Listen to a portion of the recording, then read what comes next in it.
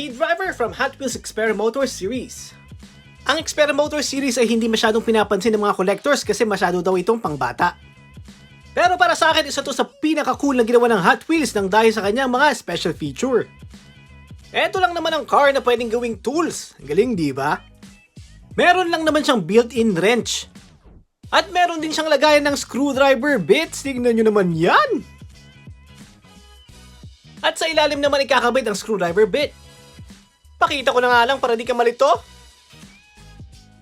Pero ang tanong, gumagana ba to? Let's give it a try!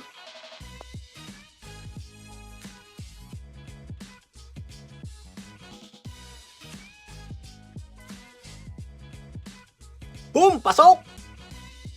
Try naman natin tong wrench.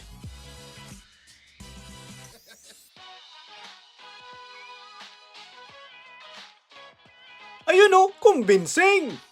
Ito ang magandang Hot Wheels na dalhin araw-araw para pag nahulog ang tornilyo ng kaibigan mo, pwede mong ikabit pabalik. Hanggang dyan na lang muna, see you again in my next video. Like always, paalam!